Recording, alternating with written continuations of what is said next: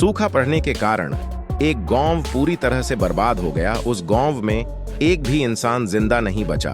गांव को पानी देने वाला पुराना कुआं भी सूख चुका था। एक रात उस कुएं के अंदर से आवाज आने लगी। कुएं के अंदर एक चुड़ैल अपनी आखिरी सांस ले रही थी और उसने कुछ ही पल पहले के बच्चे को जन्म दिया था। वो बच्चा भूख से बहुत तेज बुरी तरह से रो रहा था, पर चुड़ैल उसे दूध नहीं पिला सकती थी क्योंकि भूख के कारण वो मरने वाली थी। उसने अपने बच्चे को ऊपर उठाया और पूरा जोर लगाकर कुएं के बाहर फेंक दिया। वो बच्चा कुएं के बाहर जमीन पर गिरा, पर वो बच गया। चुड़ैल, मैं अब जिंदा नहीं बचूंगी, लेकिन मुझे वचन दे कि तू मेरा बदला जरूर लेगा।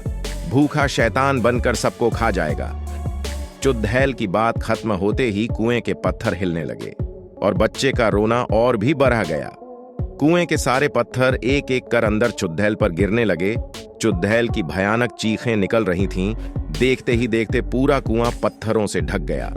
चुड़ैल के मरने के बाद वो बच्चा रोते रोते वहां से गायब हो गया और फिर कभी नहीं दिखा। उस गांव से बहुत दूर दूसरे गांव में एक व्यक्ति की मौत हो गई और लोग उसे जलाने के लिए ले जा रहे थे। सब विधियां पूरी हो चुकी थीं और अब उसे अग्नि देने ही वाले थे। एक आदमी ने उसे अग्नि दी। आसपास बहुत लोगों की रोने की आवाज आ रही थी। अचानक वो रोता हुआ शैतानी बच्चा उड्डाता हुआ आया और लाश के अंदर घुस गया। ये घटना इतनी तेज हुई कि किसी को कुछ समझ नहीं आया कि आखिर हुआ क्या। पर थोड़ी देर बाद लकड़ियां जलने लगीं, पर लाश पर कुछ असर नहीं हो रहा था। वहां के सारे लोग डरने लगे। सारी लकड़ियां जल जाने के बाद वो लाश अपने आप उठने लगी, पर उसके पैरों पर वो लगी हुई आग वैसी ही थी। लाश उठकर खद्दी हो गई और उस लाश ने शैतानी रूप ले लिया और उसे देखकर वहां के सारे लोग डर कर भागने लगे। शैतान, खाना चाहिए, खाना चाहिए। उस मरे हुए आदमी में चुड़ैल के बच्चे ने प्रवेश कर लिया था और अब वो भूखा शैतान बनकर अपनी मां का बदला लेने आया था। उस शैतान ने जली हुई लकड़ियां खा ली और अब वो किसी इंसान को खाने के लिए भागने लगा। उसने एक आदमी को पकड़ दचकर उठाया और अपने पैरों में लगी आग से जलाने लगा। उसका शरीर पूरी तरह से जल जाने के बाद शैतान उसे खा गया।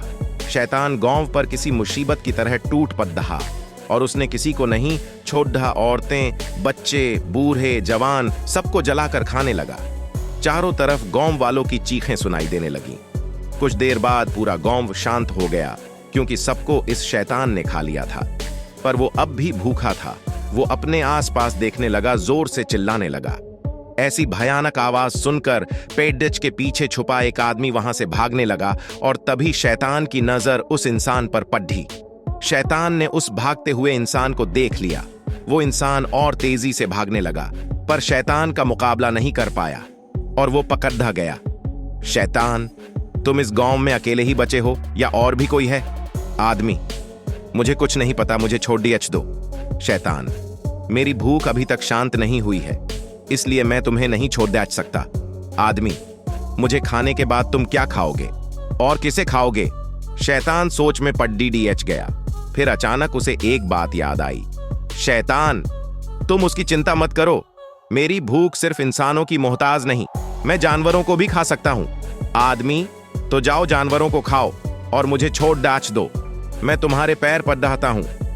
जैसे ही वो आदमी शैतान के पैर पकड़ने के लिए नीचे झुका, पैरों की आग ने उसे जलाना शुरू कर दिया और थोड़ी ही देर में वो पूरी तरह से जल गया। शैतान, मूर्ख इंसान खुद ही मेरी आग से जल गया। शैतान उस इंसान को भी खा गया, पर उसकी भूख अभी तक शांत नहीं हुई थी।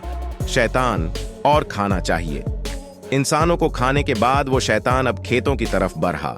उसने सारे खेतों में आग लगा दी, जिसमें बहुत से पेड़ और जानवर जल गए।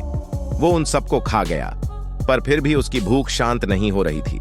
ऐसा करते करते वो शैतान सारा गांव खा गया। जमीन पूरी तरह से जल गई थी। इतने में एक गाड़ी आकर उस शैतान के सामने रुक गई। उसमें से एक लड्डिका उतरा और डर की निगाहों से उस शैतान को देखने लगा।